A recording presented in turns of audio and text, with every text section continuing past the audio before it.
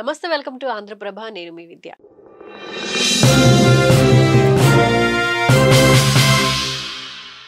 మనతో పాటు senior journalist Kiran గారు ఉన్నారు. అమరావతి సభలో లోకేష్ కి అవమానం జరిగిందంటూ కొన్ని రకాల వార్తలు వినిపిస్తున్నాయి. మరి ఈ అంశం గురించి కిరణ్ గారు ఏమంటారు, వారి మాటల్లో అడిగి తెలుసుకుందాం. కిరణ్ గారు నమస్కారం అండి. నమస్తే అండి. Welcome to Andhra Prabha. Thank you. Kiran గారు, చంద్రబాబు నాయుడు గారి స్ట్రాటజీ ఎక్కడో మిస్ అయ్యింది. సో మోదీ గారిని లోకేష్ గారు బాగా ప్రశంసలతో ముంచెత్తారు. కానీ ఎక్కడో కొంచెం లోకేష్ గారికి అవమానం జరిగింది అనే వార్తలు కూడా వినిపిస్తున్నాయి. వాస్తవమేనా? ఏం అవమానం జరిగింది? నేనైతే అలా ఏం అనుకోవట్లా. లోకేష్ గారి గురించి ప్రస్తావించలేదు అనేదేగా. అంటే పవన్ కళ్యాణ్ గారినేమో కొంచెం ఎక్కువ అభిమానం చూపిస్తున్నట్లు, హక్కున చేర్చుకుంటున్నట్లు, తమ్ముడిగా ప్రస్తావించినట్లు, లోకేష్ గారిని కొంచెం సైడ్ చేసినట్లు అట్లా. ఇప్పుడు కూటమి ధర్మం పాటించారా లేదా చూడండి. ఫస్ట్ థింగ్, కూటమి ధర్మం. ఆయన ఇద్దరు నాయకులను గట్టిగా ప్రశంసించాడు. చంద్రబాబు గారిని ఆకాశానికి ఎత్తాడు. ఒక రకంగా చెప్పాలి అంటే చంద్రబాబే నా గురువు అని చెప్పాడు లిటరల్లీ. అంతకు మించిన ప్రశంస చెప్పండి. చంద్రబాబు తన ప్రసంగంలో ఏం మాట్లాడారు? అసలు టెక్నాలజీకి గురువేనా? అలా కనపడతారు. మొత్తం టెక్నాలజీ మొత్తం భారతదేశంలోకి తీసుకొస్తుంది నరేంద్ర మోదీ గారే. ఒక ఫోన్పే కానీ, యూపీఐ పేమెంట్స్ కానివ్వండి, ప్రతిదీ ఇవన్నీ వరుస ఉదాహరణ చెబుతూ సో ఎక్కువగా చంద్రబాబు గారు తమ్ముళ్ళు సెల్ ఫోను నేనే కనిపెట్టే తమ్ముళ్ళు అలా చెప్తారు కదా. అలా కాకుండా ఇవాళ నరేంద్ర మోదీ గారినే పూర్తిగా ప్రశంసించారు.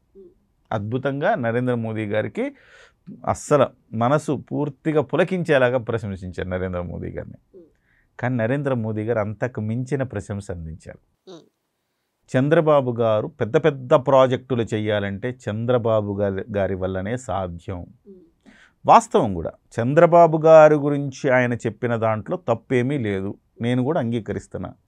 చంద్రబాబు నాయుడు గారు ఆయన 1996 నుంచి 2004 వరకు ముఖ్యమంత్రిగా ఉంటే ఆయన హయాంలో అనేకము అసలుకి ప్రజల వద్దకు పరిపాలన తీసుకొచ్చాడు.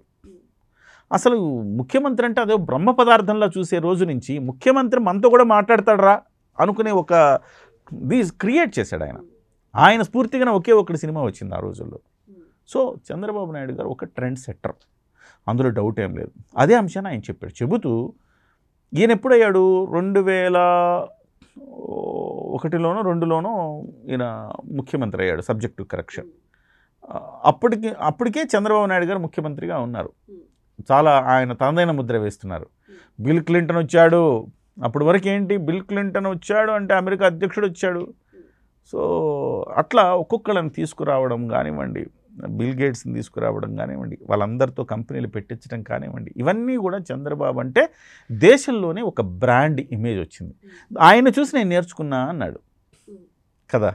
సో అంతకు మించిన గొప్ప ప్రశంస ఉంటుంది ఇవాళ. చంద్రబాబు గారు ఒక రకంగా గురువు, ఆయన చూసే నేను ఆ రోజు నేను నేర్చుకున్నానని చెప్పిన తర్వాత అంతకు పెద్ద ప్రశంస అది. సో అదే సమయంలో పవన్ కళ్యాణ్ గారు శక్తిమంతుడు అని ఆయన్ని ప్రశంసించి యథావిధిగా ఎప్పుడు పవన్ కళ్యాణ్ గారిని శక్తిమంతుడని అంటాడు ఆయన ఒక తుఫాను వంటి వాడు, అంత బలమైన అత్యంత బలమైన నాయకుడు అని చెప్తూ ఉంటాడు. అది మళ్ళీ ఒక్కసారి చెప్పారు. At the same time Pawan Kalyan గారు దగ్గుతూ ఉంటే ఆయన కాఫ్ ట్యాబ్లెట్ ఒకటి, చూయింగ్ ట్యాబ్లెట్ ఒకటి ఇచ్చారు, దగ్గు బిళ్ళ ఒకటి ఇచ్చి పవన్ కళ్యాణ్ పిలిచి మరేది ఇచ్చి ఇది వేసుకొని మంచినీళ్ళు తాగండి, మీకు అంతా మంచిగా అవుద్ది, కొంచెం దగ్గుతున్నారు చూసుకోండి అని చెప్పాడు. దానికి ఉప్పొంగిపోయాడు పవన్ కళ్యాణ్, అంత కేరింగ్ చూడండి అనేసి. సో జనం కూడా ఇప్పుడు ఏమనుకుంటారు, జన సైనికులు కూడా ఆనంద డోలికల్లో ఉన్నారు. మా నాయకుడు అంటే పవన్ కళ్యాణ్ గారు అంటే మోదీ గారికి ఎంత ఇష్టమో చూసారా అని అనుకుంటున్నారు. ఇద్దరిని కూటమి ధర్మం అయిపోయింది. ఇంకా తెలుగుదేశం పార్టీలో చంద్రబాబు నాయుడు గారిని అంత గొప్పగా పోడిన తర్వాత ఇంకా లోకేష్ గారిని పొగడాల్సిన అవసరం ఏముంది? కానీ చెప్పుండొచ్చు, కానీ ఆయన మర్చిపోయాడని నేను అనుకుంటున్నా. వ్యూహాత్మకంగా ఆయన ఏమి కావాలని చెప్పకపోయడం ఏమీ లేదు. గతంలో కూడా 2-3 సార్లు చాలా దగ్గరకు తీసుకున్నాడు లోకేష్ గారిని వచ్చి కలువు అంటే కలవట్లేదు ఈయన అని కూడా అన్నాడు ఒక సమావేశంలో. రమ్మంటే రావట్లేదు ఈయన అన్నాడు. సో అట్లా లోకేష్ గారి పట్ల కూడా ఆయనకి ఆ కన్సర్న్ ఉంది, అది చూపించాడు గతంలో.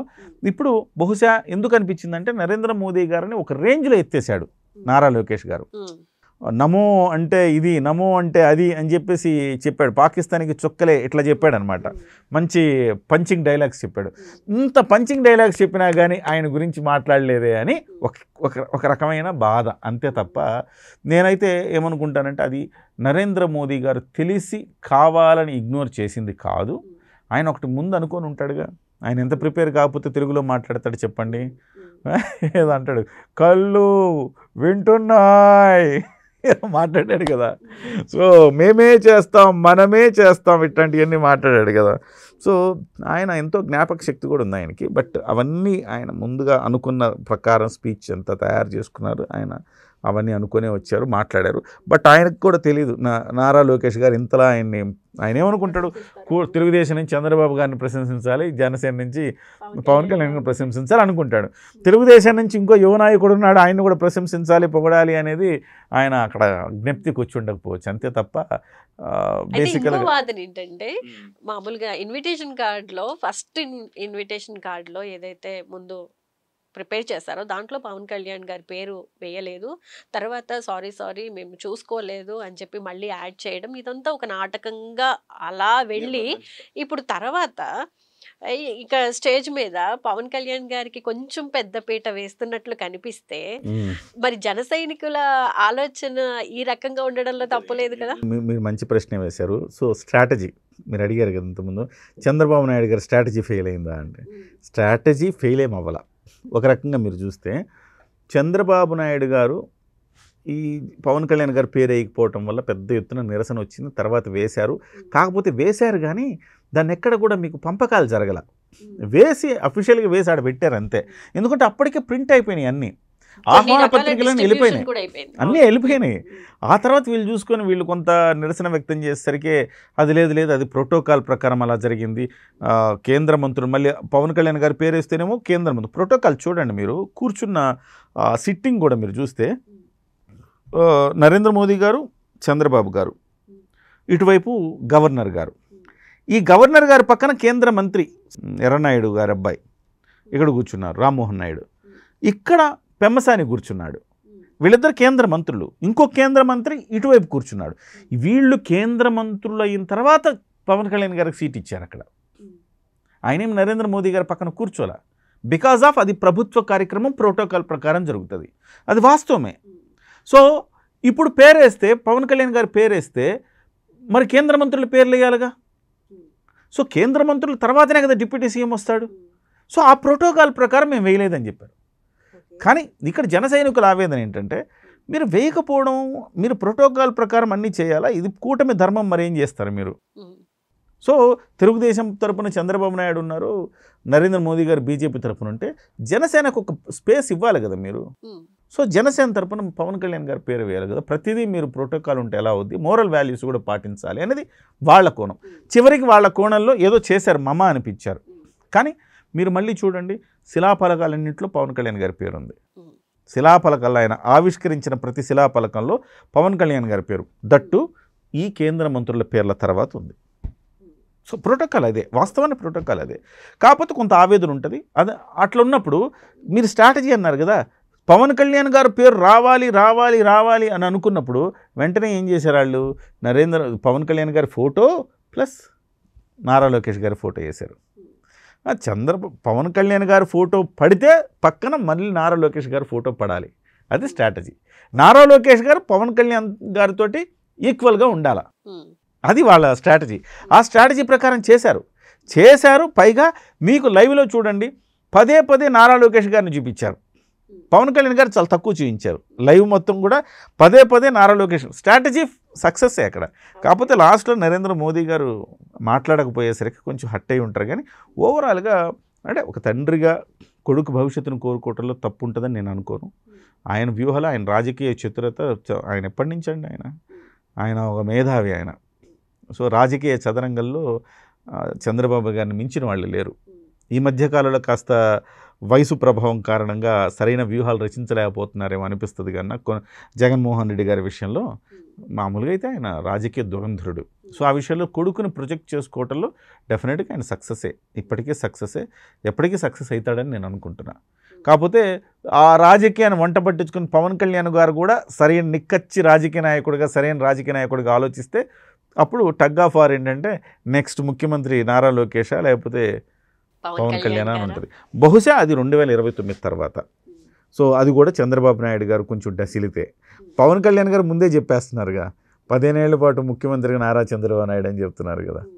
సో ఆయన కాదు అంటే దీంట్లో కూడా అర్థం పరమార్థం ఏంటంటే ఆయనకు మేము ఓకే, ఆయన కాదంటే లైన్లో పవన్ కళ్యాణ్ గారు ఉన్నారని మనం అర్థం చేసుకోవాలి. అప్పుడు చంద్రబాబు గారు ఇవాళ నుంచి వేసే వ్యూహాల్లో ఏంటంటే అప్పుడు కూడా 2.5 ఏళ్ళు ఆయన తీసుకుని 2.5 ఏళ్ళు ఈయన పంచుకునేటట్టుగా ఈ అన్నదమ్ములు. ఎప్పుడు నారా లోకేష్ గారు కూడా చాలా ప్రేమగానే మాట్లాడతారు. నా అన్న పవన్ అన్న అని చాలా ప్రేమగా మాట్లాడతారు చూడండి.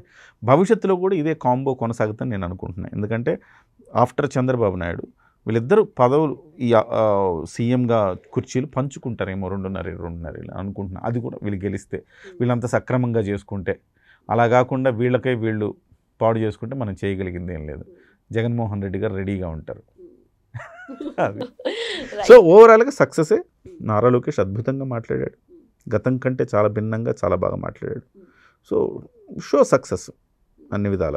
సో నారా లోకేష్ గారికి అవమానాలు ఏం లేదు, అవమానం లేదు, ఏం లేదు. సో అంత కూల్గా జరిగిపోయింది. అలా ఊరికే వాళ్ళ అభిమానులు అలా అనుకోవచ్చు కానీ ఏం లేదు. నారా లోకేష్ గారికి ఇవ్వాల్సిన ప్రాధాన్యత ఎప్పుడు ప్రధానమంత్రి గారు ఇస్తున్నారు. Right, thank you so much అండి.